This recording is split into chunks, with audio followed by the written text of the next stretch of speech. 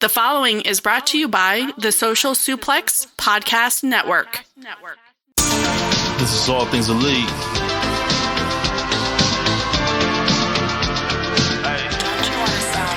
Welcome back to All Things Elite. Load up the pod, man, it's on when we speak. Rich right here, let me warm it up for Austin and Floyd. Couldn't be no one but the boys. When it come to All Things Elite from the fan perspective, swear, man, it ain't no question. Hear from them first. Swear, man, they putting in the work. No, they had to get me for the verse. Social Suplex Network's on. I was at a time in your headphones. Austin and Floyd on the microphone. Backing out on the ring, getting in the zone. Pulling up the show, give it 7 stars, you already know. Who else could it be but the show with the proclivity for positivity? I'm gone.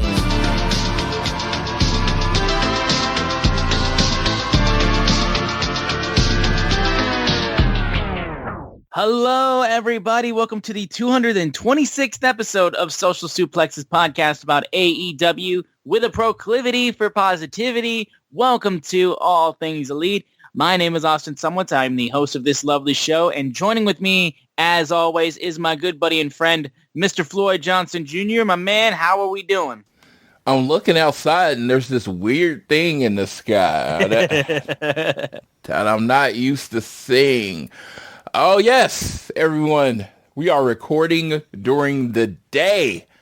I can see the sun. I am a night walker, as all of you know. I work at night. I sleep during the day. I am a true vampire.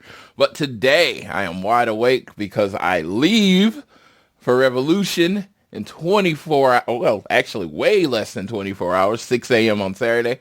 Way less than 24 hours. So I am great. It's Sting's last match.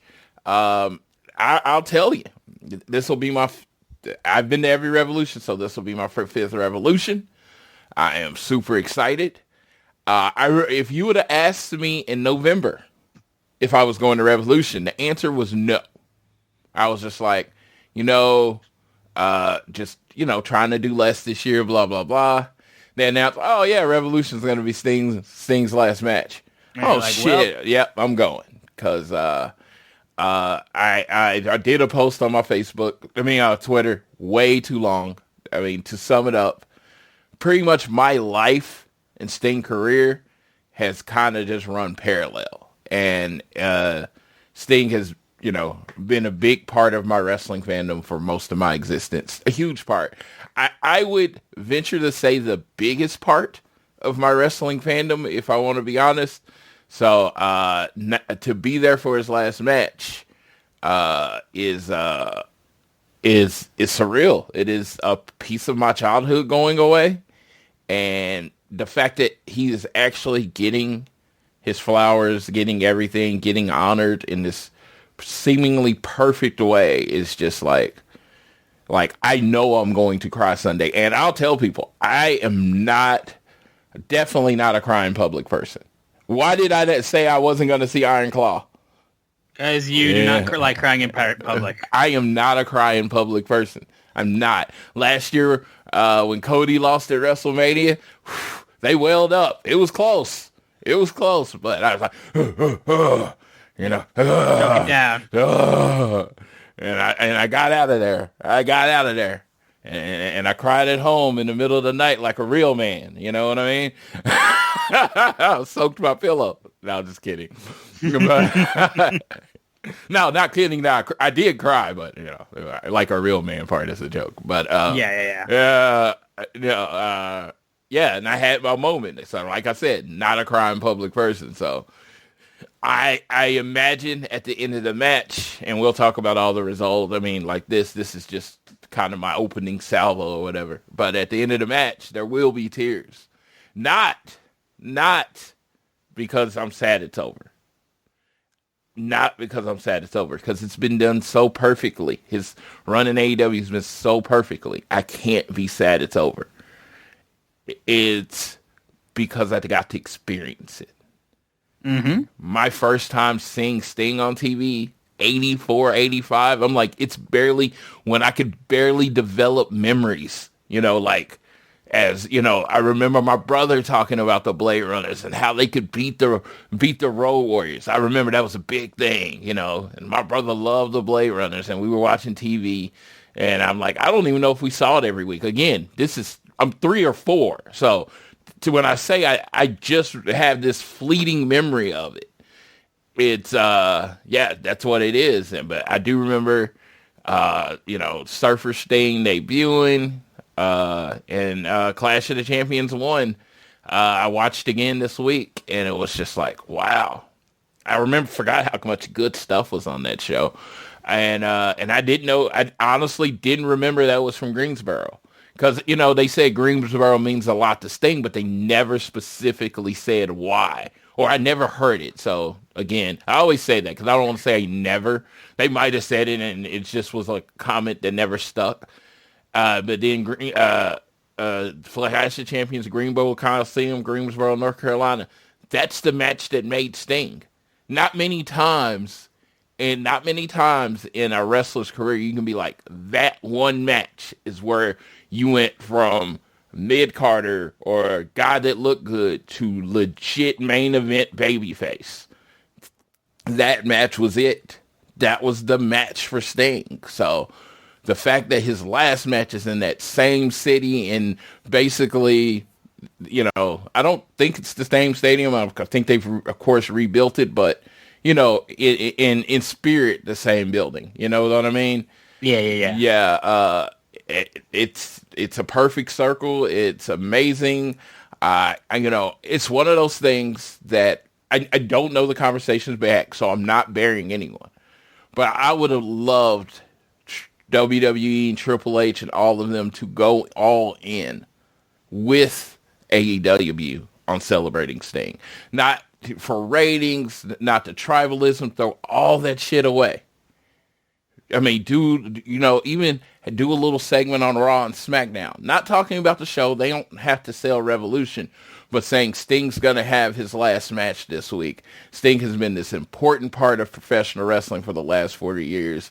Let's nod our head. Let's congratulate Sting, and they all do it together. I know he's in the hall already, but it would have been nice if the tribalism could go away for 1 week. And like I said, don't even say that he's going to be a Revolution. Don't even say the time the show's going to be or anything like that. But they have 100 videos on their show. Give them a 2-minute video of just saying, thank you, Sting, for everything you've done for WWE, especially since that's where he had what he thought was going to be his last match. So I don't know. It means a lot. I know I'm trying not to ramble. I'm consciously not trying to say the same thing over and over again and make, because Sting means a lot to me if you can't tell. I said, I don't tweet a lot. I've been tweeting a lot this week, but I don't generally tweet a lot. So to take time and make that long ass tweet, not something I do, but Sting's worth it. A winner is coming. I remember they announced Kenny Omega, the first winner is coming, versus Jon Moxley. And that's when I decided I was going. And then I found out Sting was going to debut, how the wrestling world works. And it was I was there. And I even said, so many firsts in my life. The first wrestling figure that was bought for me was a Sting figure. Think about that. I always had hand-me-down toys, all sorts of hand-me-down toys. Don't get me wrong. So it wasn't like that was my first regular figure. But the first time my brother bought a wrestling figure, he went out with his money and bought a wrestling figure for me. It was Blonde Sting. It was the man called Sting. So, yeah, I don't know. Yeah, it means a lot. And this show's going to be short. I was telling, we and Austin were discussing it. He got work to do. The show's going to be short. It's going to be basically Dynamite review this. But yeah, when I talk to the Stings part, I might go on a little bit. I'm going to try to keep it short now that I've already had this long thing. But yeah, Sting means a lot to me. Yeah, and again, I've said up and down about how great Sting's time in AEW has been. It's seriously, you don't get a lot of instances where sometimes where a legend comes back and like the longer they stick around, the less and less they feel like that legendary wrestler. Like the longer, like, no disrespect whatsoever, but like the longer Undertaker tried to continue to try to close out his career the way he wanted to, the more and more the mystique started to fade away. Now he saved it amazingly with him bringing back Biker Taker and everything like that. And he was able to go out the way that he should. But like Sting, it just felt like every time you saw him, he was still Sting. There was no separation from like a guy who is too old to be wrestling and is like the mystique is being lost. No, it's been there from the moment he showed up on Winter is Coming, and it has stayed there to now. He has been so protected and has been consistently so awe-inspiring to see. As somebody who did not grow up watching Sting, first time I saw Sting was his WWE debut. I saw all of his stuff previously, like I'd watched his stuff, but like first time I ever saw him like in a live capacity was that. And like one of my favorite AEW moments of all time still is Forbidden Door 1, where Sting supposed to come out, he doesn't, and then Bullet Club comes out, lights go out, and then you look up in the rafters and Sting is there. Lights go out, he appears now on top of the stage and like on top of the entrance stage, and he dives off it. Fucking one of the craziest things I've ever seen. And yeah, dude, I mean, like he's the icon for a very good reason.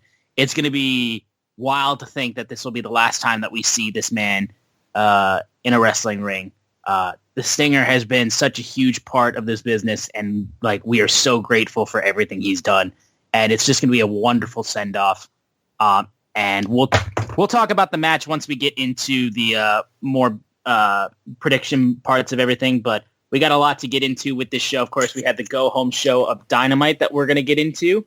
But before we get into everything, guys, we want to make sure you guys are downloading this fine show on Google or Apple Podcasts. If you listen to us on Spotify or wherever you choose to listen to us, give us a share with your friends, family, coworkers, whoever you wish. Rate, review, all of that 9 yards, and follow us on social media at ATElitePod on Twitter. You can also follow at Social Suplex. They make this show possible and have a bunch of other great podcasts you should check out.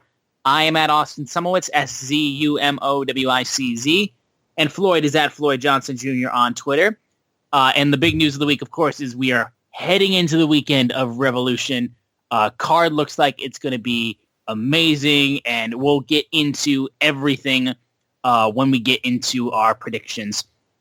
But we'll real quickly go and review the go-home show of Dynamite. The one thing I will mention from Collision is the no DQ match between Powerhouse Hobbs and Sammy Guevara from Collision this past weekend, because my God, they beat the shit out of each other. Like, holy crap.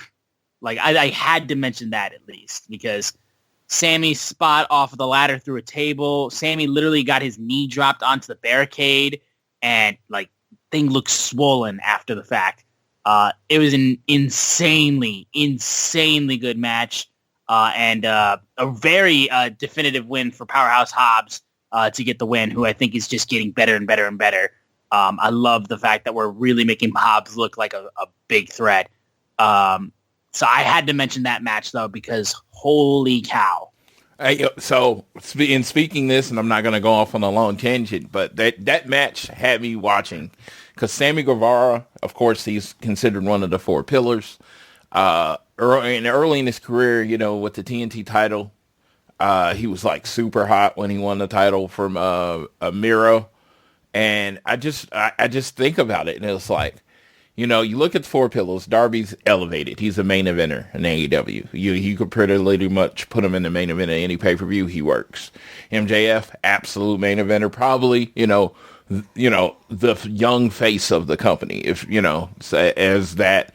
And then I was looking at Jungle Boy, which, you know, I think there's some stuff I think they're really, Jungle Boy is one of those situations where you like, man, he might not be where you want to, but if you think about it, he's still only like, I think 25, 26. He's very, very young. You know, he's still very, very much got his career ahead of him, so they can get him right. But Sammy, man, Sammy was so hot at one time. I literally just like, man, that guy's going to be the future AEW World Champion. There was no doubt. Fans were around him. He had Fuego with him, and it was just like, I don't feel that way anymore. And definitely, I think this does not take away from the talent, not take away from Sammy's hard work, dedication to event. I mean, just that match, all the bumps he took, he was amazing. I really wanted to say this because this is a thought, and it's a thought. It's not meant to disparage Sammy, but it's wild how much I don't feel that about him right now. Like, the match was amazing, and Sammy can always have that amazing match, but when I look at his trajectory going forward in AEW, I don't see him as a main event guy. And it was just, at one point in time, it felt like he was going to be. You know what I mean? Yeah, no, I totally get it. Yeah, it's like, so that's why I'm like, when I say this, I'm not disparaging Sammy. I love Sammy Guevara. It's just his book. Dude, when he was coming out with the freaking panda mask, I was like, what is this guy about? Like, Yeah. I couldn't get a read on him, and he's so very perfectly, like, found his role and has just really honed his craft, and he's damn good. Yes, it just seems like some booking, some injuries, some bad timing. It felt like at a point in time his career had been kind of snake bitten. So I hope they fix it. But it's just like, as a person that 5 years in, first time, one of the first times I saw Sammy Guevara live, was like the show apparently that got him signed with AEW. And, that over the 5 years, I've seen him go up, down, and he's just kind of in this lost area right now. And with someone as talented as him, and he has so much big match talent, I hope they can get that right. For sure. And I think him and Ty having a kid too also made and that's what I'm saying. That's why I was saying there's been a lot of things. I didn't want to say that specifically because I didn't want to be like blaming the kid. No, he had more priorities change over it. Yeah, but when Okada, Ospreay, all this talent coming in, it's like you want to see Sammy lock up with those guys. Yeah, I want to see Sammy lock. Oh, him and Ospreay. Oh my God, that's definitely a dream match. Puppy! Winston came to say hi. Hi, Winston. Winston! How you doing, buddy? I don't think I've been giving him enough attention today, but actually, you know what it is? Guess what he's not used to seeing? Not used to seeing you talk while doing the podcast in the morning. In the day. Yeah, this is not... You're not supposed to be up right now. I'm supposed to be being quiet so you can sleep right now. And it's like really weird. and he's like, so you're awake, so let's play. I want to see more for Sammy. This is more of a kind of shout out to the ether to keep Sammy important. Remember who he is in the company. And it's crazy to me, this. And I think this is one of the things that I think the Tony Khan Productions might be missing is the use of ROH, right? Sure. He's kind of on the downspeed, but because you kind of got all the belts tied up in Eddie Kingston right now, right? Why couldn't you be featuring Sammy Guevara like every week on ROH, getting ready for a ROH world title match at like Supercard or Honor or something, still keeping him important, still keep him in it. Like, you have all these belts. He could be in some type of thing, because the Don Callis thing, come on. I mean, honestly, and I want to be honest, they putting on great matches, but do you care about this feud at all, Austin? No, Don Callis has fallen, like, his heat is like dissipating so quickly. Like, I know, like, the fans are keeping it up, booing him relentlessly whenever he talks and stuff like that. But, like, everything surrounding that, I don't care anymore. Yeah, it's just like, you don't care about this feud. I really want Sammy away from it because it's not helping. No, you're going up against a major heel group. It's supposed to be helping you, and it's not seriously helping them right now. But it is making Will Hobbs, because Will Hobbs looked like a I was going to say, that's the one thing that has really worked out of it. Will Hobbs looks like Juggernaut, and it's just like, dude. And then he comes out without Don Callis, and it's just like, does Will Hobbs need Don Callis?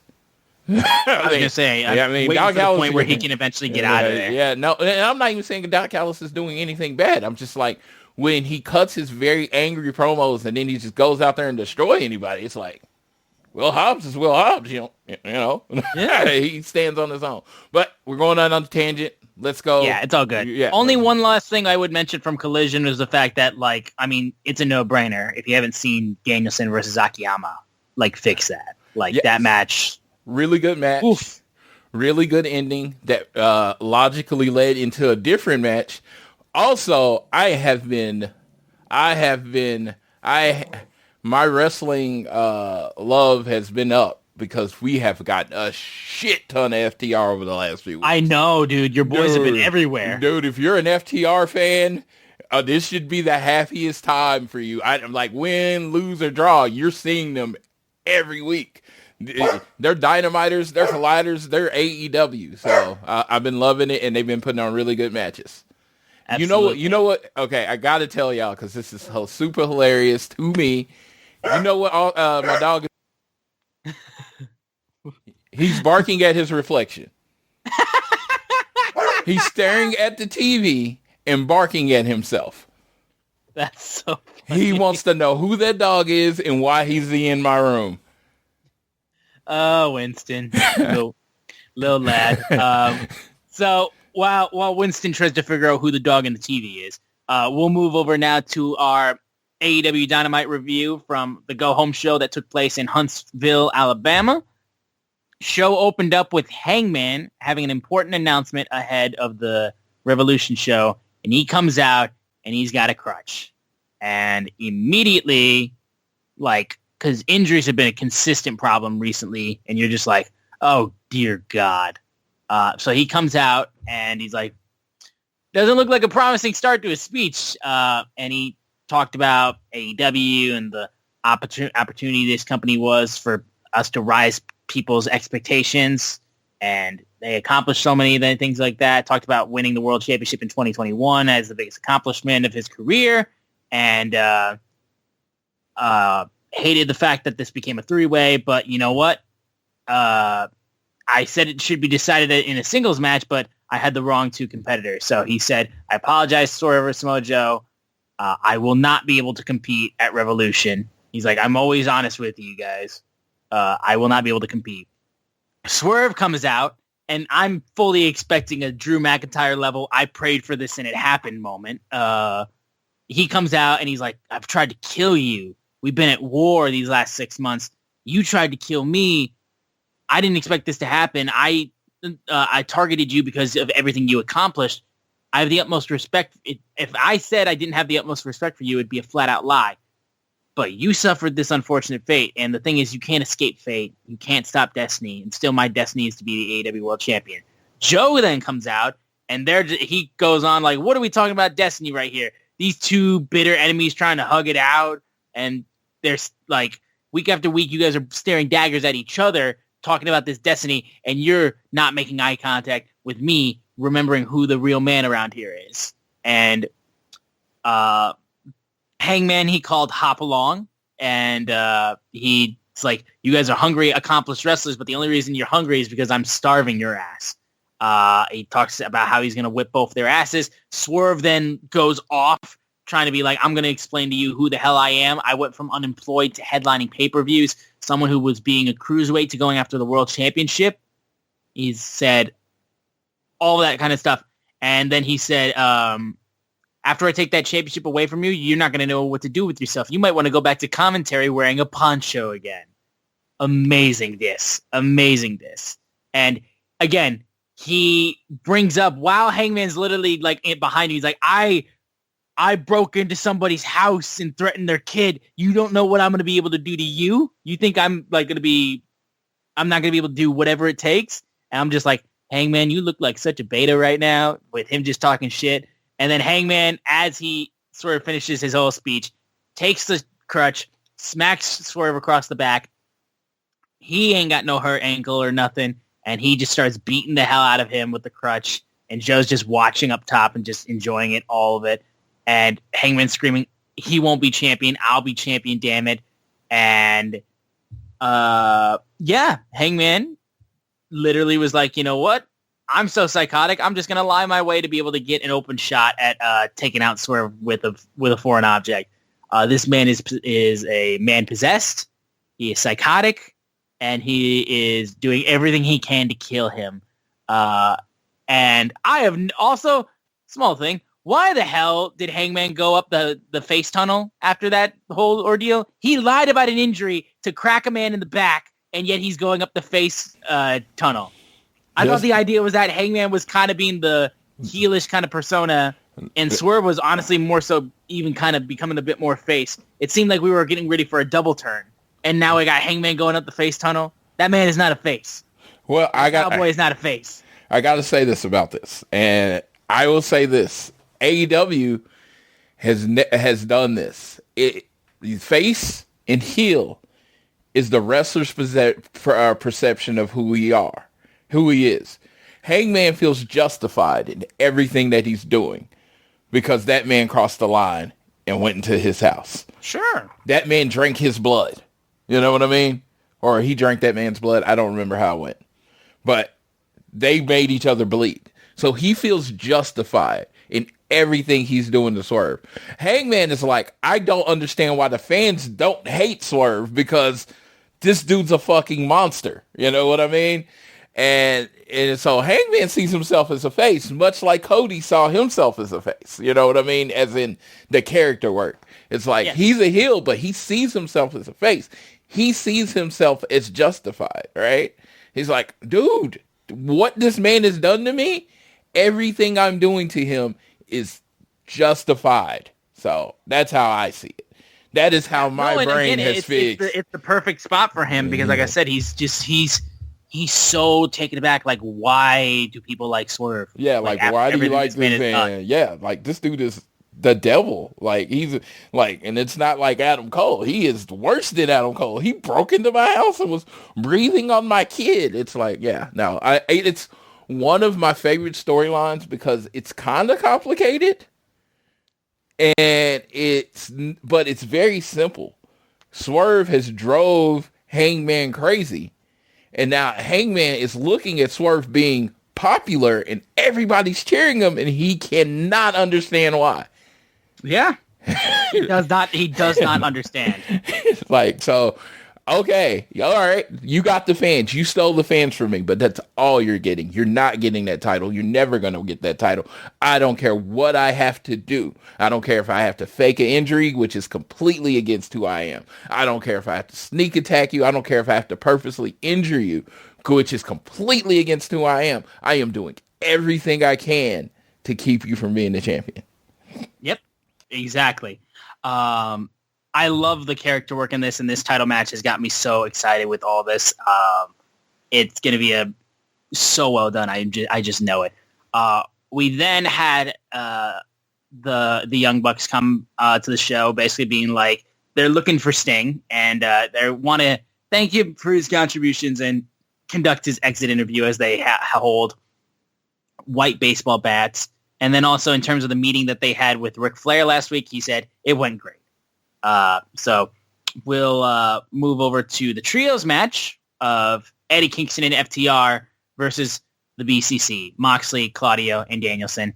This match was exactly what you like when you say these six people are wrestling. It's exactly what you would imagine. Yeah, and also too, they went for a while. Like it felt like, honestly, it felt like a significantly longer Dynamite match than I'm used to. Like it felt long, but I did want to say it didn't overstay its welcome, I will say, but like they beat the hell out of each other that entire time. Yeah, and I just wanted to say about this match, it was just like, if you saw the card before the show, there wasn't a lot of wrestling announced. No. So when I was looking at it, I felt like it could be something that ate up some time, and I think it did well. I think it best thing I liked about the match, because I just like watching FTR wrestle. I could talk about that every day, but how it really told into the stories when FTR hit the Shatter Machine. They've hit that Shatter Machine on Claudio, and they've hit it on Mox, and they haven't even got to try cover right? It's like once we hit that shatter machine and get the cover, it's over, right? And they have not seen you. They've hit it, but you haven't seen them get the pin. And then Bryan Danielson is like, I mean, this is New Japan in a three-way. He just like dominates Eddie Kingston, and he looks like this huge threat for Eddie Kingston in the pay-per-view. And I just thought they in the realm of the trios, they still told both individual stories that are going on, and I thought they did it well as foreshadowing towards the pay-per-view. Yeah, no, they did everything possible to make you like itch to see these guys go at it in the tag match on Revolution. And again, teasing Eddie and Danielson, because like I said, those two matches are probably going to be some of the most hard-hitting matches of this entire show. It's so exciting. There are so many matches like on this show that are like for certain, barring like some kind of major like thing happening. I'm not going to even put the word out there or anything, but major thing happening. There are so many like certified, these are going to be amazing matches on this show. This 6-man represented 2 of those matches. I'm like, you put Bryan Danielson and Eddie Kingston for that title. That can main event any Dynamite. That can main event a Collision. That's a main event match. And then you have FTR, literally one of the 2 most decorated tag teams in AEW history. And then you have Mox, the champion's been the most. Claudio, very much important part of this company. And it's like you put them all in the ring, and it's just like that can be the main event of any show. So it's just like you have 2 main event matches on this pay-per-view, and neither one of them are the main event. Yeah, I know. It's honestly kind of nuts, just considering the talent and the star power that's in these 2 matches. So again, it's going to be so exciting when these matches take place at Revolution. We then had the official welcome for Will Ospreay, who is officially All Elite. All of his obligations with New Japan are wrapped up. He is here for full-time work. This was like the most Will Ospreay promo that ever Will Ospreay. Yes. Everybody's like, oh, like Samoa Joe, he's just the ass kicker, and you have Eddie Kingston and he does it. Will Ospreay does a promo and I've seen a bunch of different types of promos from Will Ospreay, but this one is probably one of my favorite because he comes off as so relatable, in this promo. And then, he reminds you in the same promo that he's put on some of the greatest matches in AEW history when he wasn't even part of AEW. He's beat the top tier of AEW, and he wasn't even part of AEW, which I will tell anybody this. You talking about laying the groundwork for someone signing with your company before their contract's up? Tony Khan did that, and he did it well. You know what I mean? He made sure that nobody can ever say, like, who's Will Ospreay? Motherfucker, yes. They've shown you. Yes, this dude is putting over Orange Cassidy, one of the biggest stars. Chris Jericho, their first champion. Like, he is beating some of the biggest names in the company. He hasn't even debuted yet. And, dude, I just thought this was perfect as an introduction to Will Ospreay for some people that, I wouldn't say first time, but one of the few times that they've seen Will Ospreay of like the type of character he is. I think he's going to get a massive following there's that part people that just like real characters. It's like when Will Ospreay cuts a promo, it's just that man cutting a promo. You know what I mean? It's not like this. It never feels like he's working. It just feels like, I got to fight or whatever, and let's do it. And I just think he's amazing because it's so him.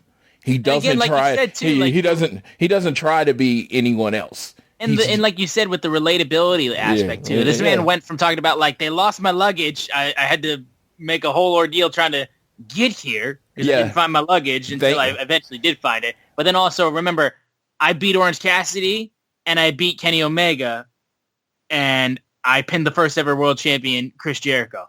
I haven't even gotten my first match as a signed wrestler, and I'm already further along than anybody else in this company. Like, you could literally put him in a world title match or international championship match, and it'd be fine. Because, I mean, yeah, he's beat like some of the best. I mean, I think he had a singles match with Dax, and they put on a banger. I mean, this dude has been protected so well that you've already put in a lot of equity in him, and he hadn't even debuted in your company. I know. Then Don Callis family comes out, and they're all just being like, "Yo, we're gonna steal the show at Revolution." At the end of the day, the real winners of this match is gonna be the Don Callis family, because everyone's gonna be all good. Because it's like Michael Jordan and Scottie Pippen; they go hard against each other in practice, but come together and win championships. So he's like, "Shake hands, you two, Takeshita and Ospreay. This is history in the making." And they shake each other's hands. They pull each other back in at both, and then they're just talking shit a little bit. And Don's just kind of like, okay, yeah. But yeah, story-wise, I don't care about the story of this match. I care about Takeshita and Ospreay, doing the best at wrestling. Dude, this is one of those things. I know, I assume I know that there's going to be some Don Callis stuff in it, right? Oh, sure. But give me the 20 minutes of just amazing pro wrestling before you get to that.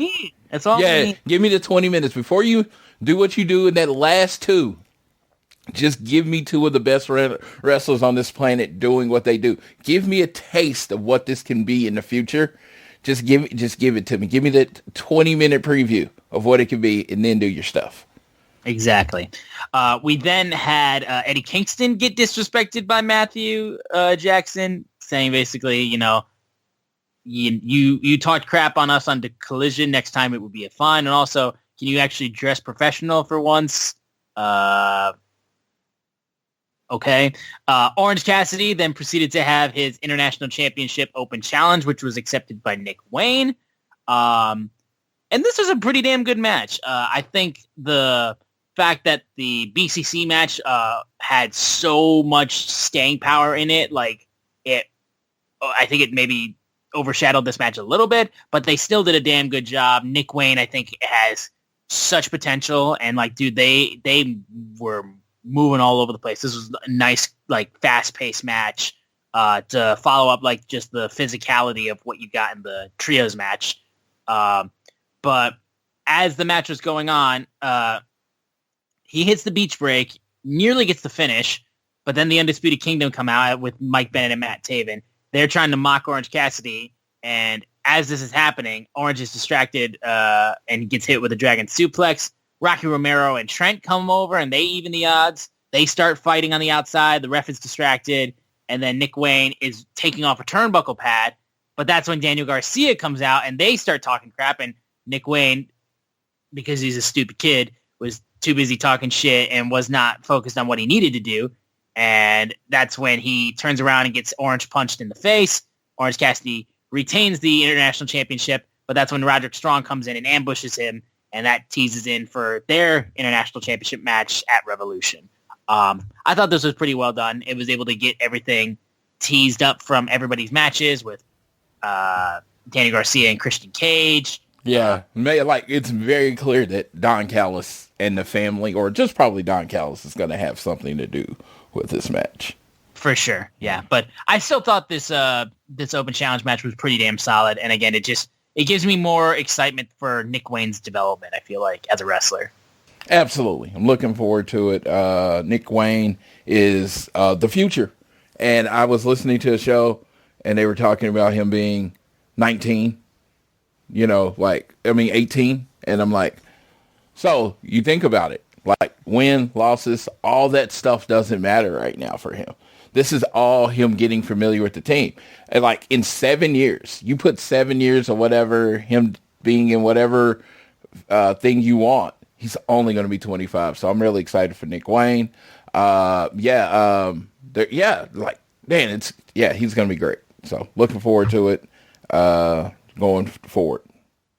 Yeah, absolutely. We moved over to Chris Statlander versus Sky Blue. They did a damn good job. That was the one thing we were unfortunately about. I think that we're going to get some buy-in matches announced and all that kind of stuff, but there's only one women's match again on this card with Toni Storm and Deonna Purrazzo.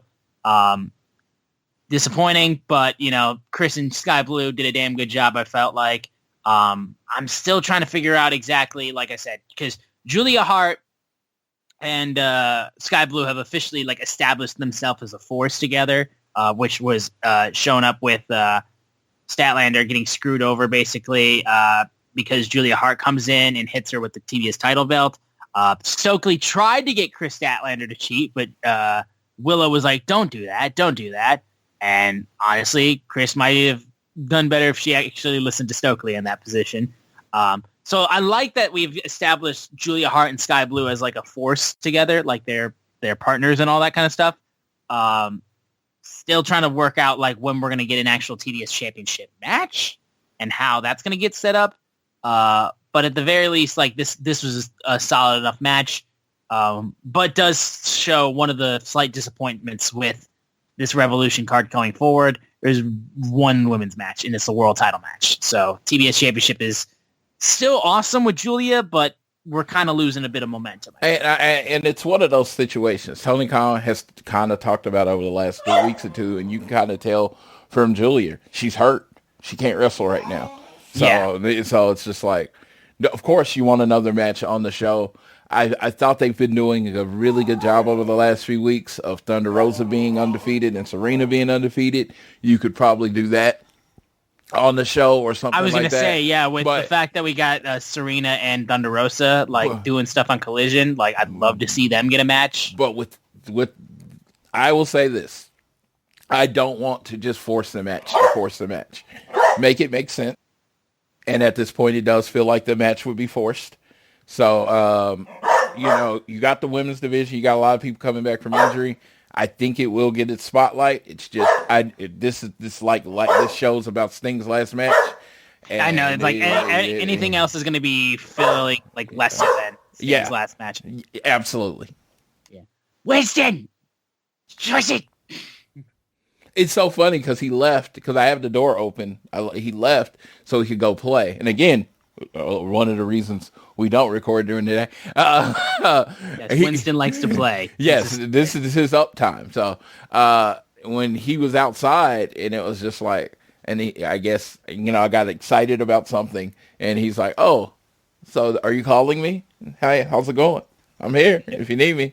See, this is why I have cats, though. I got my little girl, Nina, sleeping on my bed, and she's just passed out, not making any noise. Oh, no. Yeah, I get it. Were you ever a cat person, or were you always dogs first? Oh, no. Dogs first. My experience in life, I've never been around a lot of cuddly cats.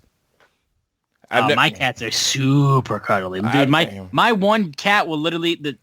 we're off topic and then we'll get back to the schedule. My one cat, I'll be in the shower. I'll get out. I'll start drying myself off and he will be meowing let me in. I need attention. I think you're drowning in the shower or something. Let me in. I need to save you. And I'm just dude, what the hell are you talking about? And funny enough, that cat's name is actually Darby. Yes. That's funny. Yeah, no, hey, like I said, in the big scheme of things, we're just about to hit. We've had him for 4 months. We're still learning each other. So. Oh sure, absolutely. Yeah, no, but he's a good boy. He wants to play. Exactly 24 hours a day, 7 days a week. He wants to play. You could wake him up at 1 a.m.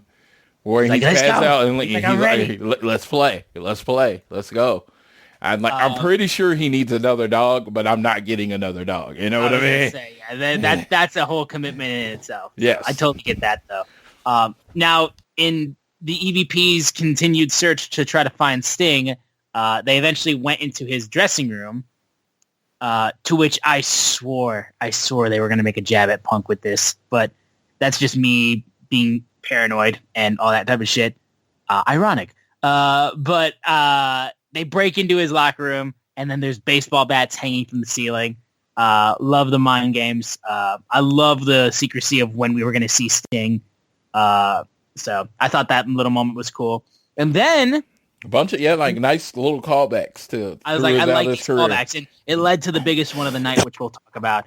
But then we had Lionheart Chris Jericho versus CMLL's Atlantis Jr., accompanied by Atlantis Sr. And I loved the videos they showed from CMLL's archive of Jericho wrestling Atlantis Sr. and tying that into him wrestling his son. I love the fact that they showed that this is historic for Jericho's career, of him wrestling in CMLL, and it was just really cool.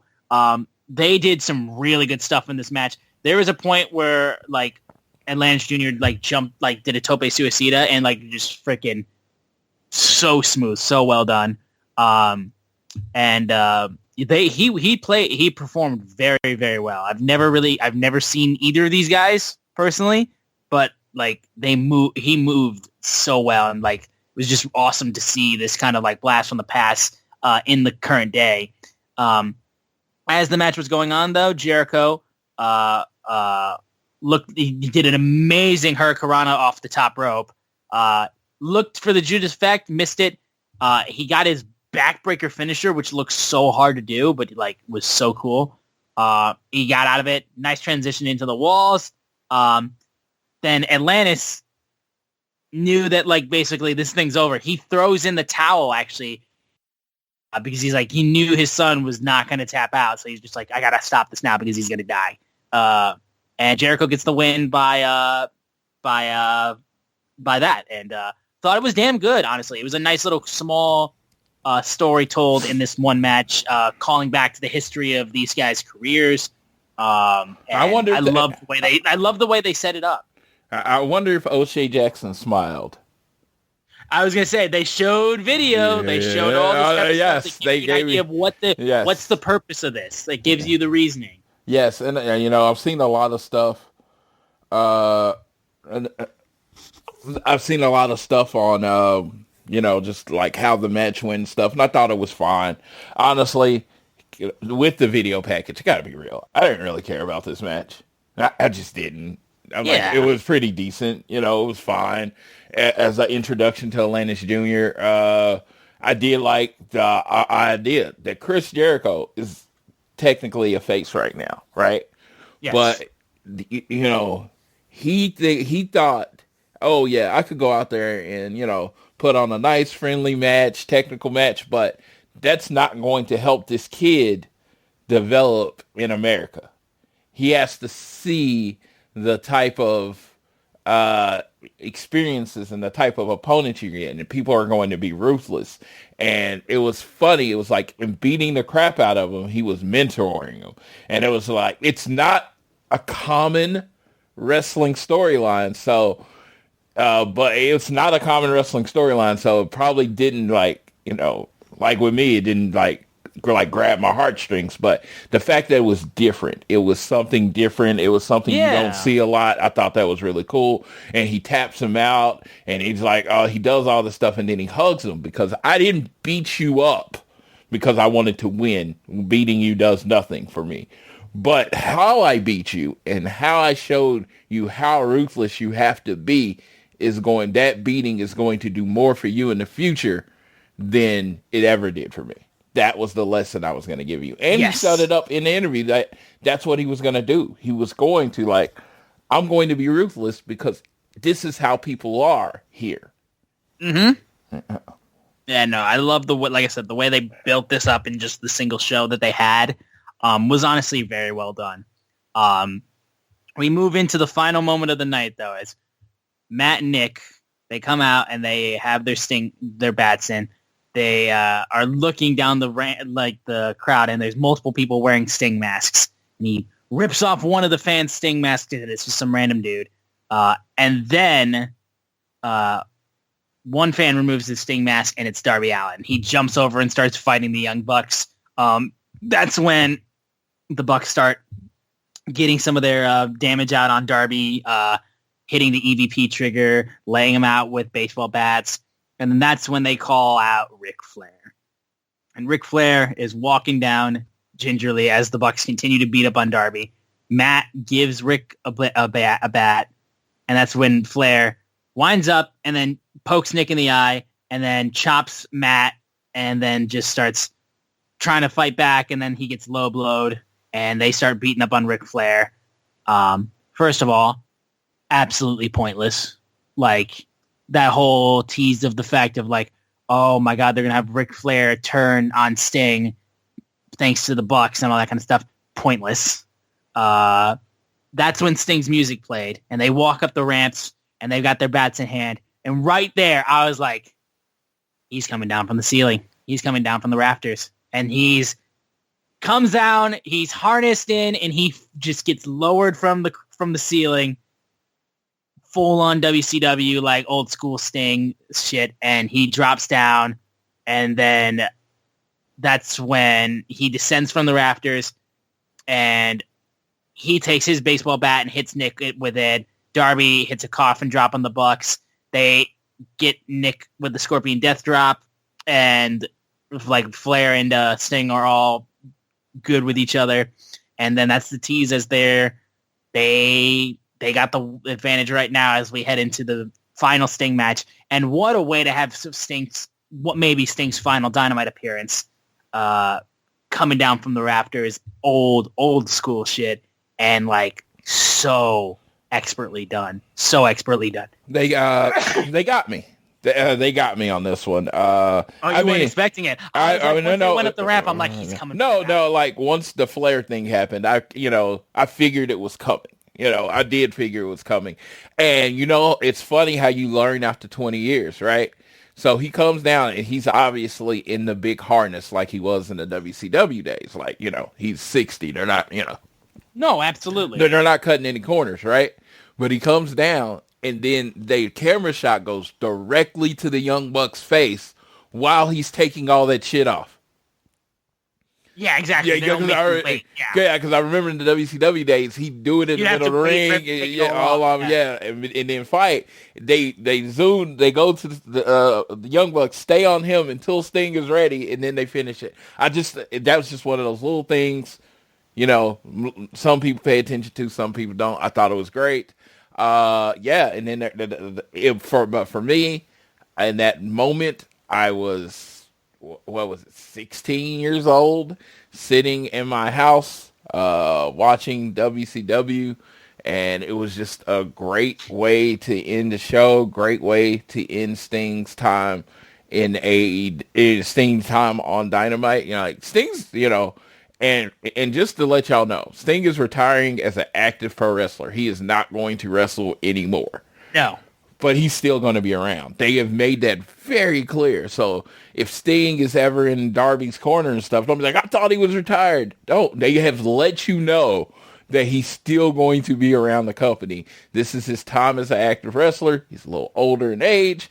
And honestly, it's funny because his last match is Sunday. If you look, that dude has meet and greets at different cons for like the next 5 months. He ain't stopping. He's just gonna, 65-year-old body probably shouldn't be taking bumps and jumping off of. Might be a good idea. Yeah, it might be the time to say. He even still thought it was crazy when he was jumping off of shit just a couple years ago. Yeah, so Sting's gonna be around. I just wanted to let you know because I just don't want to hear that even though you probably still will. I don't want to hear that on the internet. Like, oh my God, I thought he was retired. Yes. He's retired from wrestling, but he's still Sting. He will still be an elder statesman in the company. Tony Khan says he's welcome to come back and get on the headset. And if you haven't, go read Darby Allin's player. I was just going to say, Dude, the way that he speaks about Darby, it's like, they say don't meet your heroes, and like he met the right hero. And it's so funny. Sting has been in wrestling like legit 40 years. I think this might be like the 40th anniversary of his debut. Or not, what it would be, 50th? No, like 84, 20. Yeah, 50th anniversary of his debut. So he's been in the 50 years in this world of professional wrestling where there's a lot of blackbiting, backstabbing, all of this. Literally, don't hear anything bad about Sting. Nothing bad. Like, you don't. And it was just like, I remember Sting was going to be the third guy in the NWO, and he was just like, and they was like, they gave it to Hogan and it blew up, and they was like, Sting was never really bitter that it was Hogan in the NWO, long as it worked, and it was just like, yeah, like 50 years and you don't hear anything bad about Sting. Do you know how hard that is? Dude, I am 43, and I'm pretty sure some people will have something bad to say about me. I don't know what it would be, because I try to be pretty good to people, but I'm pretty sure somebody would have something bad to say about me. And it's just 50 years in the carny industry that is professional wrestling, and no one has anything bad to say about them. Yeah, I mean, that's Stinger for you. That is Stinger for you. That right there, though, is our AEW Dynamite go-home show review. Now, for Rampage tonight, we also have to mention, too, because it'll go into our pay-per-view predictions. The Meaty Madness match got canceled. Injuries, and basically, it wasn't able to be set up the way that it should have been. You know what I mean? Like, there was not, like, the only people they had were, I believe, Hobbs, Wardlow, and Brian Cage, I think. It's not enough. If you're going to do, like I said, if you're going to do a match called Meaty Madness, it has to be all the way over the top. And with the injuries to guys like Miro and all that kind of stuff, like, you weren't going to get to the level that they needed. So they just scrapped the match completely. I figured, in my mind, it was at minimum, you needed 6 people. And I think for my own amusement, the Butcher had to be in the match, because how do you have a Meat Madness match without me? And Johnny Hungry hasn't really used the Meat Man very often. Then so, he hasn't since he and the rest of the Dark Order have been healed. But yes, having that small dude, he's really jacked. If you look at him, he's a small dude, but he's jacked. It would have been my own personal little ha moment. But yes, I mean, but if you're gonna have a Meat Madness match and you're paying tribute. I know you're not saying it, but this got to be for Big E. Come on. Yeah, you got to find a way to make that as, like, he can just be, like, not even a ring announcer. Just have him send in a video to introduce the match. So, that's all. That's all. I had to start, and this is just a side thing. Never expect to see it. But I was like, dude, like set a weight limit, right? And then you see, like, Ethan Well, Page. And also, if you were ever going to bring back the awfully produced weigh-in promo that they did for Cody and Anthony Ogogo. Yes. You bring in the weigh-in, you get an actual digital scale, though. Yes. And you do the weigh-in for this match when you get all 6+ big meaty men weigh in, and then you just say all of their weights. Yes, vignettes for weeks of Ethan Page trying to eat as much food as possible so he can be in the meaty match. Oh my god! Yeah, I want to be in this. There has to be someone who wants to be in this match. Yes, and they're trying to bulk up. It's nice little funny 30-second little vignettes. Exactly. Dude, I would just have fun with it, because it needs more than 3 weeks of build, and it needs like full buy-in. Yes, and that's the whole thing. I was never against this match. I wanted to make it meatier. It was like, dude, it's like, dude. I mean, this is Meat Lovers Pizza meaty, but I want it to be double XL Meat Lovers Pizza Epic Food Challenge meaty. That's how meaty I want it. I want it to be Big Mac. I want it to be Big Mac lasagna meaty. Let's go. Let's put some meat on top of some meat. And dude, so I don't know when they gonna do it. But yes, now that you know this is something you want to do, make it so much of a bigger deal when you do it. Just like go completely into it. Let it main event a Dynamite, and just have it ridiculous. Yeah. So the Meaty Madness match got replaced with an all-star 8-man scramble match, which will include Brian Cage, Wardlow, and Powerhouse Hobbs. Also will include Lance Archer, Hook, and Chris Jericho. And the winner of this match gets a AEW title match, or was it AEW or TNT title match? I think it's the world title. I think, it's the world title. Yeah, because, I mean, logically, if they've been building one person to really go after the world title, and he's in this match, so I think that's one of That's what's basically going to happen. That's what I thought too. So those 6 guys are in the match, but there are 2 more spots in this 8-man scramble, and they will be determined on Rampage tonight with the qualifying match between CMLL's Magnus versus Matt Sydal, and then on Collision with the match, the 3-man match, which will include Penta El Zero Miedo, Bounty Hunter Brian Keith, and Dante Martin. Yes, and when we do the preview, we will be spoiling who won that. I'm going to let you know when we do the preview, we're going to just go ahead and say who's going to be in the match because, for previews purposes. Yes, we need to be able to get the whole thing in. But like I said, that is our Dynamite preview. So let's go into our predictions for AEW Revolution. We will start with that scramble match. So like I said, Jericho, Hobbs, Lance Archer, Wardlow, Brian Cage, Hook, and then the other 2, Floyd? Are Magnus and Dante Martin. Yep. And still watch the matches, but yeah, still watch the matches. Yes, it's for the preview purposes. Yes. But overall, in this match, my pick would 1,000% be Wardlow. Because, the build has been for him and him alone. His promo that he cut prior, it needs to be either Wardlow or Powerhouse Hobbs. I will go with Wardlow just for recency bias because of the promo that he cut last week. I think they're setting him up how he wants to be world champion, and I think this is the point where he gets his opportunity. So I'm going to go with Wardlow. Yeah, I feel like Wardlow's now the logical next world championship contender, no matter who wins the main event.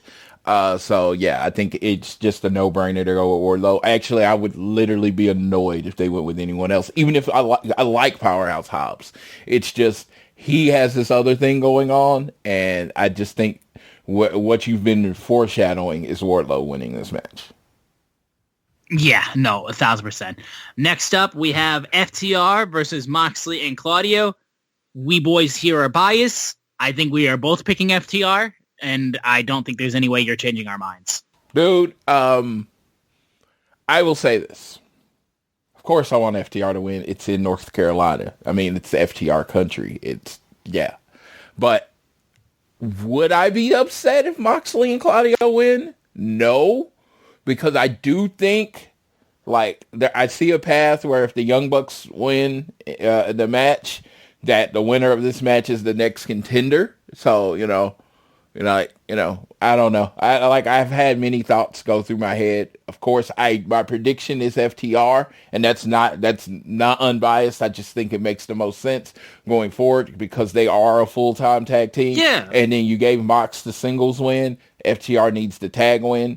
But maybe it doesn't necessarily just end in this match and it keeps going because I've really enjoyed this rivalry.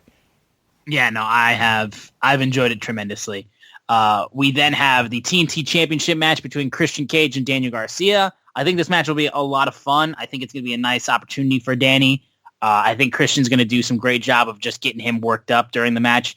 But Daddy Christian is retaining his belt. Yes, and I feel like, again, North Carolina, this is Edge's home state. There's no way he doesn't make an appearance on this show. No chance he doesn't show up. There's no chance he doesn't show up. And I know I call him Edge, and I know he's Adam Copeland, but God damn it.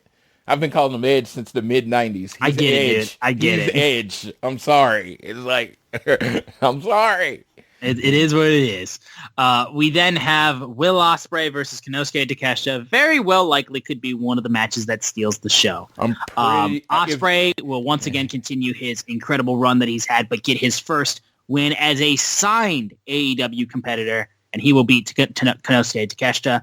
And I do not think he's going to show respect to. Well, I think maybe he'll try, but Konosuke will beat the shit out of him. And the idea of the Don Callis family coming back as one after this match, I do not think is going to be the case. The greatness of this match cannot shock me. The only thing that would shock me is that we get a clean 100% finish. I think you save that for another time. But the up until the end, it's going to be amazing.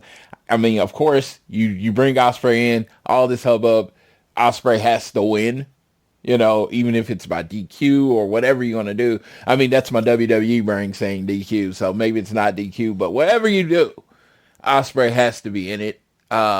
It would be the most Will Ospreay thing to do. The most Will Ospreay thing to do. Because if you followed him for years, this man loves to lose. To lose his debut match in AEW. That would be like the most Will Ospreay thing to do ever.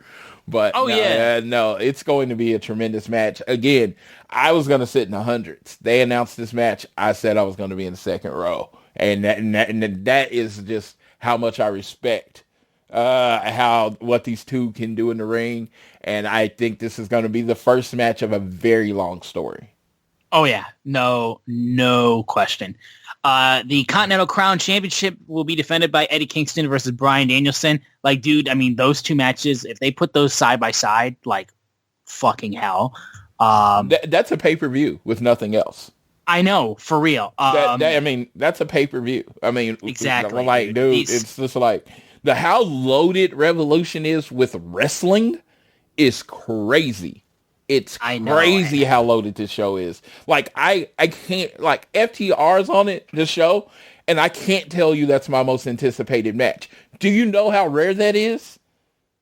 I know. Now, for me personally, because Danielson and Eddie Kingston have been tied at the hip for the entire Continental Classic type of shit. Danielson was getting one over Eddie when the tournament was going on, which led to him starting, like, well behind in the 8-ball. But he was able to work himself back and win the entire tournament and win the Continental Crown Championship. I think Danielson's getting his man back, and I think Danielson's actually going to become your new Continental Crown Champion. Dude, that's what I want to happen. I think Eddie Kingston has been an amazing first Continental Champion. But the best version of Eddie Kingston is chasing pissed off Eddie Kingston. The last thing, he's gotten all the titles. He's been a Triple Crown champion. The last thing he wants is that Bryan Danielson handshake. That is the thing he shouldn't get. Exactly. So I'm going with Danielson. That's my pick. And I think Eddie, this could be just such a good, like I said, the way these two guys have been tied at the hip, it's honestly like since All Out this past year.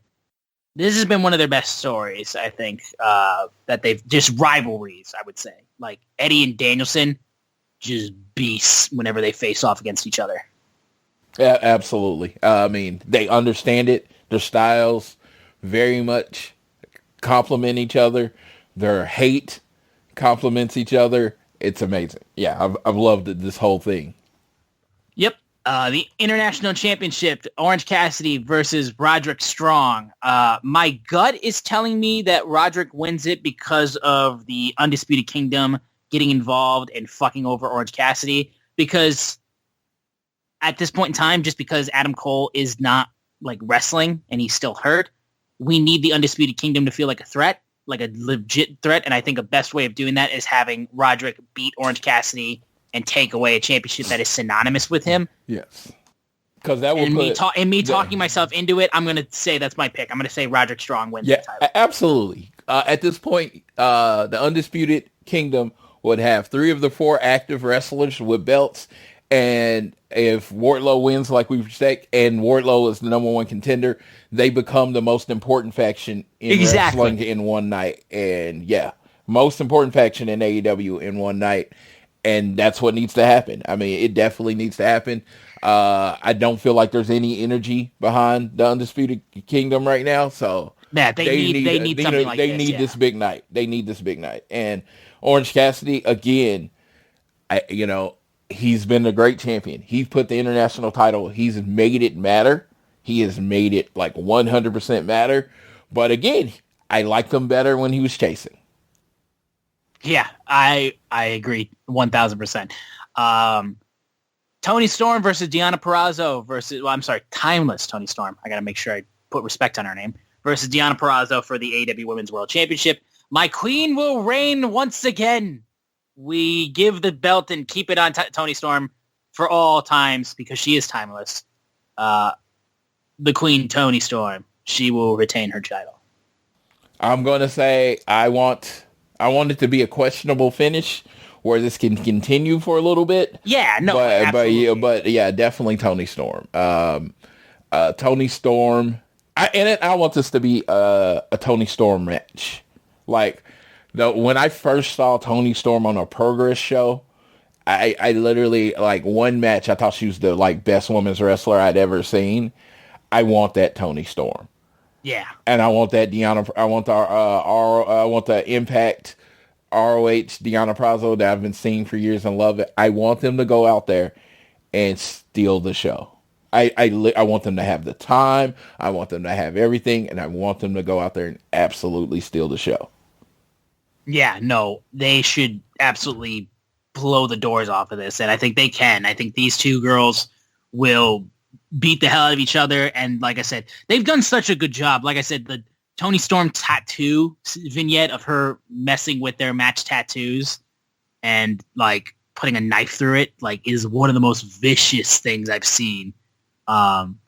Like, the act is all ha ha ha, but, like, Toni's vicious, like, with this type of shit. Like, she does not give a fuck. So I'd love to see this continue. So yeah, like Floyd said, yeah, shenanigans or whatever the case may be. But at the end of the day, the belt will stay around Timeless Toni Storm's waist. Next, the AEW World Championship three-way match. Hangman Adam Page, Swerve Strickland, and Samoa Joe. God, how much I want Swerve to win this, but I just know he won't.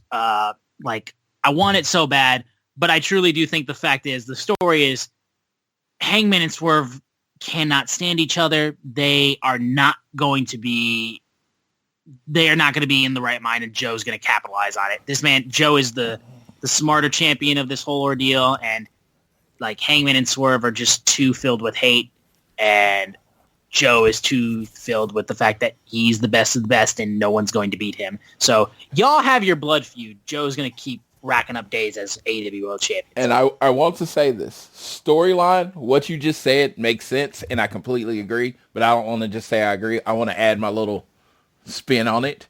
Go ahead. My spin on it is, I wouldn't want either one of them to win the title in this show. I agree. Like, they need to win. If they were going to, they would need to win, like, in a singles match. Not even that. It would be completely overshadowed by Sting's last match. Like, anything on this show for the most part is going to be overshadowed by Sting. Yes, you don't want your world title being overshadowed. You don't want your world title to be a secondary thought on this show. Even if exactly. It's true. Even if I planned on Hangman or Swerve winning the match, we do it at the next big show. Double or nothing. Yeah, I just have Joe win this one. And we don't know if it's double or nothing, according to the rumors later. I know. No, but just have Samoa Joe win. Do that match later. Like I said, I mean, as a person that is a huge Swerve fan, it's probably my favorite wrestler in the company right now. I want him to be the champion, but when he's the champion, I want it to be the big deal that it would be. And so, yeah. I think it's a bad idea to, even if you thought about switching the title, I think it's a bad idea. Go with Samoa Joe winning. Go with Hangman basically costing Swerve in the end. Yep, there you go. And finally, Sting's last match. Darby Allin and Sting, the AEW World Tag Team, the EVPs, Matt and Nick Jackson, the Young Bucks. Tornado tag match for the AEW World Tag Team Championships. I know that, like, Sting's old school and all that kind of stuff. And old school says you go out on your back. Like, that's just how it is. However, I cannot fucking stand those two. They are really good at their job. Just fueled by hate, just fueled by animosity, just fueled by the fact that I wish they, like, went away. I want Darby and Sting to win. And Floyd honestly put together an amazing thought that I think he'll mention in his prediction. Yeah. That I agree with 1,000%, because I think it would help the tag division moving forward. So it's Darby and Sting. Fuck the Bucks. Yeah. So Darby and Sting. That is my prediction. Want to get that out there first, and do Sting hopefully does the the speech at the end, and we all cry and hug each other, and we were all there for it, and it's amazing. Yeah. So that is beside the point. I mean, of course, then one of them tapping out to the Scorpion Deathlock, hitting the Stinger Splash, tapping out to the Scorpion Deathlock, perfect. The Young Bucks, the brilliant tag team they're going to make Sting look amazing. I know they have to feel honored that Sting picked them for their last match. All hatred and all that aside from what they're doing in their shtick or whatever, they're one of the best tag teams on the planet. I mean, they're to me top 2 of all time. I mean, and most of the time I don't think they're 2. Okay, so again, they're going to do right by Sting, and for that, the Bucks will always have a place in my heart because they're going to do right by Sting. But that being said, dude, this would be the perfect reset for the tag team division. That's what I'm saying. Yeah, Sting and Darby win the match. They, of course, Sting's last match, so they vacate the titles after the match. And there's one of 2 options. If you want a short thing, you do a massive tag team tournament and make it important. Make all the big teams in AEW in the tag team tournament. You play it out, Rampage, Dynamite over the last few weeks. End at a pay-per-view big show. Actually, so the first tag team champions were crowned on a Dynamite. I say ended at a Dynamite, right? Big thing ended at a Dynamite. That's the one option. The other option to me, and this would be the better option, do a tag team Continental Classic. And the finals is the new tag team champions. My personal pick would be, FTR versus the Young Bucks, because they're both 2-time tag team champions. And the winner would be the first 3-time tag team champions in AEW history. And I just think the tag division has kind of taken a hit over the last few months. I think that's how you fix it. And you get back to wrestling. And I don't think anybody does tournament wrestling right now in wrestling better than AEW. And your fan base loves it. Just look at what the C2 did. So whether you do a C2 or a tournament, I think what's best for business is Sting and Darby winning. Now, if the Young Bucks win, of course they're the fucking Young Bucks. They're the Young Bucks, okay? It's like, what am I saying? I don't. That's not something that needs to be defended to an AEW audience. They're the fucking Young Bucks, and Sting wants to go out of his back. You let Sting do what he's gonna do, but in this case, whatever it is, at the end of the day, it's Sting's decision. Yeah. He went out on his back in WWE. He gets to walk out in AEW. That's how I think it. I agree. Like I said, that's my thought. And again, the idea of a tournament then to reset the tag division and crown new tag team champions, I think, is an incredible move, and I think is the right move. Yes, I got that. I don't want to give the Bucks the fucking privilege. Yes, and I got the idea from watching Clash of the Champions 1, and they were talking about the Crockett Cup, and I'm like, they're not gonna be talking about the, they can't call it the Crockett Cup because NWA owns it, but you can call it something, just like you did with the C2. Put your own spin on it, and if you want to do it the heels way, have it call it the Young Bucks Cup. and the Young Bucks, I think I'll name it after us. And you know what? I think we should be the number 1 seed. Yes, no creative control. And they have like a super easy path to the finals. Like they wrestle teams, but no team that you actually think can beat them.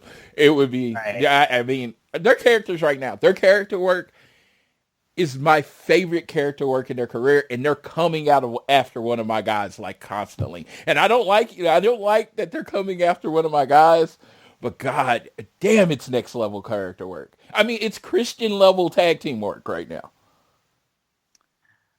I know it's your dude. I know it's your dude, your hero, everything. But if you just take that out of it and look at the character work, oh my god, it's fucking amazing. They're doing less and getting more of a reaction.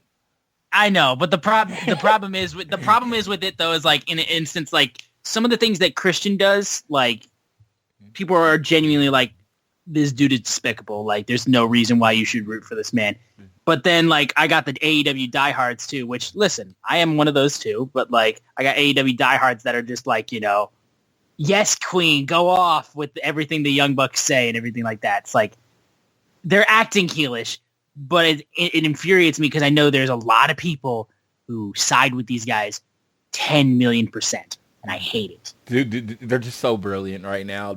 Like, and it's completely different from Christian. Christian's is 80s heel work. It is yes, the it's classic. It's old school classic. Yes, this is 2024 heel work. They are thumbing their nose at Twitter. I mean, just social. I say Twitter, but social media in general. The wrestling reporters online, all the rumors, they are literally addressing all of it, but they're doing it tongue in cheek with a middle finger right towards everybody. Dude, I have never, like, as far as the Young Bucks, they're a great tag team, and I've always talked about their work. Man, this character work, dude, it has me on a whole nother level of respect for them. I will not add. And again, they're being an asshole to someone I fucking love. You know, it is. I said the same thing about Drew McIntyre in WWE. I fucking love what he's doing. Oh, dude, Drew's doing great. And all he's doing is coming at people I like. Oh, I know. No, and again, like I said, though, like like it's the thing, though. It's like it's not just because you feud with or you have like a public beef with. Like, I don't have a problem with Seth Rollins. Yes. I don't have a problem with dude, he'd rather eat Drew McIntyre. He'd rather eat a ghost pepper wing than say something nice publicly. Say something nice to him. And I'm like, cool, scorch your mouth. Yes. No, honestly, it's great. I genuinely just can't stand the Young Bucks anymore. Yes. So, like, that's just where I'm at right now. So. And you know what? And that's perfect. That's where they want you. They want me here. Exactly. And that's the thing. Like, it pisses me off because it's exactly what they want. And let me tell you. And there's nothing I can change about it. And as much as I fucking love what they're doing on Sunday, when that music hits, I'm booing from the time they go out and any time they do anything good. I hate you're allowed to fill in the void that I won't be there for. I'm booing for you. I am booing for all of the CM Punk fans out there. I am going to boo to the point where I might not be able to work on Monday night because my voice is going. I don't know. I honestly don't know if you will have your voice by that point. Yes, because I am going to boo the shit out of Young Bucks, and it's like as much as it's like, oh yeah, I do hate you. It's a tip of the hat to the excellent work that they're doing. There you go. That is our predictions for AEW Revolution taking place this weekend. It's going to be an insanely good show. I'm so excited for it on Sunday. Now, of course, like I said, you still have Rampage tonight if you want to watch, which you should. Rampage, you'll have Rudigo versus Claudio Castagnoli, Magnus versus Matt Sydal for the qualifying match, Riho versus Trish Adora, and you also have The Righteous and Lance Archer in action in a trios match. And then for Collision, you got Tony Storm and Deonna Purrazzo, who are going to be talking, and I'm so excited for that. Penta El Zero Miedo versus Brian Keith versus Dante Martin for the qualifying match for the All-Star 8-man scramble. And then a giant 8-man tag between Orange Cassidy, Trent Barretta, Hook, Daniel Garcia versus Christian Cage, Killswitch, Roderick Strong, and Brian Cage. Yeah, it's gonna be an amazing show. Make sure y'all are watching Rampage and Collision. I know they're pre-taped. I know the results are out there. Watch it anyway. Yeah. Now we have some additional news that we need to get to. One thing that we actually forgot to talk about last week, and Floyd, you can go ahead and take that. Yes, AEW hired. God dang it! I had the page up, and I guess I exited out of it. They hired a writer from WWE. Basically, her name's Jennifer Pepperman. She's just gonna, from what TK says, it's not gonna be like a change in direction, but she's gonna be a voice in the room. And apparently, if you're into the backstage stuff of, you know, like wrestling and stuff, Brian Gewirtz, I don't know how to pronounce his name. Gewirtz? Yeah, see, but there's no other R there. So I think it's just Gewirtz. I don't know. Look it up, but he's kind of The Rock's personal writer. He wrote for The Rock a year. He went to work for $7 Entertainment. Apparently, Jennifer Pepperman is the equivalent of that for Miss Mercedes Moné. So also, you think about it, WWE does a really good job of, featuring their women's division. And if you're signing, or you're hopefully signing someone like Mercedes Moné, you're going to want to put the time and the money and the effort into that women's division. Apparently you bring someone like Jennifer Pepperman in. She worked for WWE for years. We'll find out if it's a solid signing. I know everyone that knows wrestling says it's a good signing, right? I can't say I know anything that she personally had her hands on in WWE, rumored or not. So I don't know if it's a good signing. We'll know in 3 months if it's a good signing. I think that's fair. Exactly. Yeah, I honestly don't know for sure. Yes, it's like, this is me being like, I'm a fan. This is me being honest. I'm not going to pretend I don't know something I don't know. Yeah. The first time I heard this woman's name was when she got hired by AEW. I had no idea who this woman is. So I want to give her all the respect. I don't know her, so I'm not going to comment on, I'm not going to be like I know everything about this person. No, I know nothing about it. Tony Khan seems very happy with her going forward. So let's go. Let's fucking go. I hope she's great. Because I don't want to watch bad wrestling. I don't want to watch bad shows. Yeah, so, of course, her being amazing only benefits me. So, yep. I hope she's amazing. But I literally know nothing about her. Exactly. Same here. Lastly, we apparently may be getting another AEW pay-per-view. Floyd, you want to go into that? Yes. Rumors are abound that not rumors. This is AEW trademarked the term AEW Dynasty. They then, in a move, they moved a show that was supposed to be April 10th in Canada. They moved it to May 1st. So if you look at the AEW schedule, after the WrestleMania weekend, AEW, I think it's the 3rd, after the WrestleMania weekend, that whole month is empty. There are no shows planned. There's no Dynamites announced for that whole month until May. That May 1st show in Canada. So it feels like something big is happening for April. So, and apparently there might be pay-per-view. Tony Khan said on the press call, that's not something we do.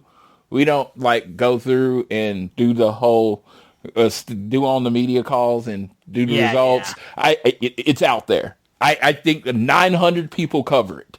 Fightful, was it Amy Nimini?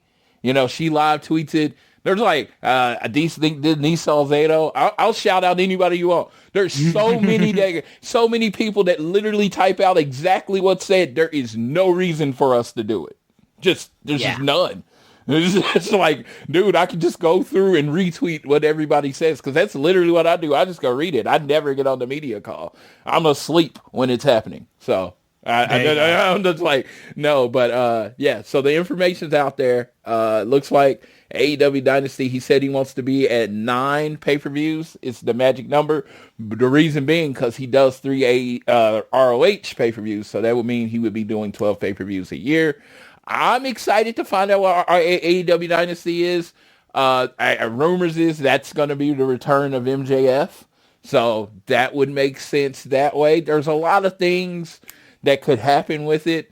What do you think about another pay-per-view? Like I said, I would be excited about it just to be interested in what it's going to curtail. Obviously, it's going to be surrounded by the fact that if you're doing a pay-per-view in April, you're kind of competing with WrestleMania. Yes. That's the one thing that I was like, it's interesting, but the problem, that weekend is just so, and obviously there's a bunch of other shows surrounding WrestleMania weekend and all that kind of stuff. So but the problem is now WrestleMania is a 2-night thing. Yes. So you couldn't even do a thing where you would do it Saturday and then Mania's on Sunday. They've taken over the entire weekend. So I want to say this about it. They have Bleacher Report. They own Bleacher Report, and I don't know how this will work with pay-per-views and cable companies or whatever. I know there's a lot more legal, but You are asking your fan base, the loyal people of your fan base, to spend $600 a month. It's $600 a year on pay-per-views. Yes. $600 a year. As in, and then there's WWE that's $4.99 a month. $9.99 if you don't want any commercials. You need to do something to take away this. I'm not saying lower the price of your pay-per-views. I'm not saying this. But if you come up with some kind of package where somebody could pay less, I'm just thinking of financial strain that you're putting on people. Yeah. Like, dude, I do stuff, to try to relieve it for my friends on my own. I'm not going to get into what I do, but I do stuff to try to relieve the stress on my friends. But good Lord, it is, $600 a year on AEW pay-per-views. I know. It's a bit much in 2024. Yeah, AEW. Well, I guess it'd be. Let's see. Let me be real. That's the wrong number. It's $450, and then ROH stuff is included with their show. So however much you're paying for ROH, I guess if you just jump in and pay the $9.99 to be a member of the ROH thing, that brings their shows down to $30. But whatever, it's still a lot of money to dedicate in a world where we don't. Pay-per-view is not really a thing traditionally anymore. I know. So get this deal signed with Warner Brothers Discovery as quickly as possible. Include pay-per-views in there because, it's kind of, I know they do decent numbers, but it's kind of an antiquated way of presenting your pay-per-view product. At this point, yeah, honestly. But yeah, I think that's going to close it out for this episode of All Things Elite. Guys, we will be back next week with our review of Revolution. We cannot wait for this show. It's going to be awesome. Thanks again for tuning in every single week. We really do appreciate you guys. If you enjoy the show, please continue to download it on Google or Apple Podcasts, or if you listen to us on Spotify or whatever you choose to listen to us with, thank you. And please give us a share with your friends, family, coworkers, and whoever you wish, and rate, review, and subscribe so you don't miss a single episode. And then you can also follow us on Twitter at ATElitePod. You can follow at Social Suplex, who make this show possible. I am at Austin Sumowitz, SZUMOWICZ. And Floyd is at Floyd Johnson Jr. on Twitter. And hope you all enjoy Revolution. Hope you guys have an amazing weekend filled with an awesome AEW pay-per-view that we're going to be getting. And I will pass it off to Floyd, who will close things out on this episode of All Things Elite. Dude, I am so pumped up for this weekend. Every time I check X, I see another person that I love and think very highly of is going to the show. I'm looking forward to seeing everyone there. I'm going to be hanging with Jason Robertson, J-Ro, and I'm going to be hanging with Brian Coble most of the weekend. Looking forward to that. We're going to do some Bojangles, and it's someplace called Biscuitville, so I'm very excited. Everybody, make sure you get with your friends, family. I don't know. I'll just say this. Pay-per-view wrestling, pay-per-views, all that stuff is so much better with a group of people around you that you can scream and talk about the show with. So find your group, find your crew, watch Revolution, enjoy it. It's Sting's last match. For me, even when I get dementia and Alzheimer's, this will be one of those things I never forget.